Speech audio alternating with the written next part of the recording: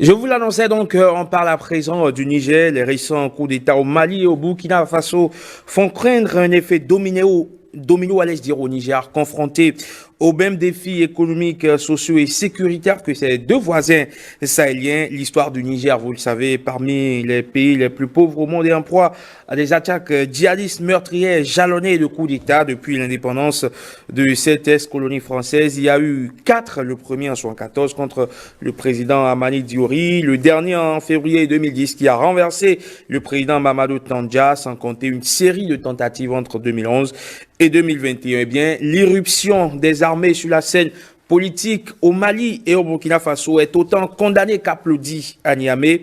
Comme dans ces deux pays, les attaques djihadistes qui persistent et qui endeuillent les familles ainsi que les scandales de corruption sont source de préoccupation au Niger. Niger à la quête d'une cohésion sociale. On en parle avec Johannes Toanou. Il est chroniqueur international, directeur de l'émission Afrique Stratégie, qui est donc un think tank qui pense paix et développement donc sur le continent africain. Bonjour Johannes. Bonjour Herman Rodé-Yamagnan. Comment allez-vous? Très bien, et vous-même? Ça va aussi, merci. Alors, quand on observe aujourd'hui le contexte sociopolitique sous-régional avec cette instabilité et la résurgence des militaires dans le débat politique, est-ce qu'il est à craindre pour le Niger qui est entre donc, le Burkina Faso et le Mali, qui est dans un même contexte sous-régional, est-ce qu'il est à craindre des difficultés? Des difficultés, je dirais non. Non, pourquoi? Parce que chaque pays avec ses spécificités. Vous savez que le Mali était en proie aussi bien au terrorisme qu'aux difficultés économiques, à la corruption généralisée. L'ancien président Ibeka, paix à son âme, passé de Yatrepa il y a quelques jours, avait beaucoup de difficultés à diriger son pays. Et donc, il y a eu, je dirais, une mobilisation populaire qui a donc été accompagnée par des militaires qui aujourd'hui sont au pouvoir et ont bien envie de faire un septennat avant d'organiser des élections.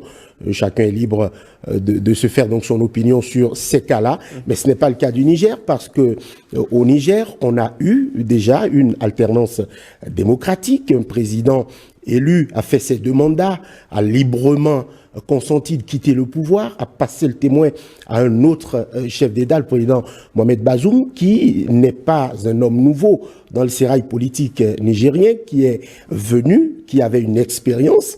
Il a été longtemps ministre de l'Intérieur et donc il a déjà, je dirais, cette assise-là sur le terrain. Et le président Bazoum, on peut le concevoir, qui avait quelques, on va dire, oppositions et critiques à son élection, mais depuis qu'il est dans le fauteuil présidentiel, il multiplie les signaux positifs dans le sens de faire bouger les choses. Il se déplace lui-même sur des théâtres d'affrontement, de visiter les populations qui donc ont été attaquées. Vous savez actuellement qu'au Mali, le numéro 1 des forces spéciales s'est complètement emmuré dans son palais, il ne sort pas. Donc quand on a un président qui est un civil, qui descend sur le terrain, qui va rencontrer les populations, qui discute avec les militaires et qui propose une stratégie qui est payante, les attaques sont de moins en moins fréquentes au Niger, donc la stratégie et la situation, elle n'est absolument pas comparable. On a visiblement l'impression que le président nigérien, qui essuyait quelques critiques, dauphin de tel, mais qui visiblement est au pouvoir et a vraiment envie de s'offrir, je dirais, son propre mandat avec le peuple nigérien, et c'est quelque chose qu'il faut saluer et pourquoi pas encourager. Et puis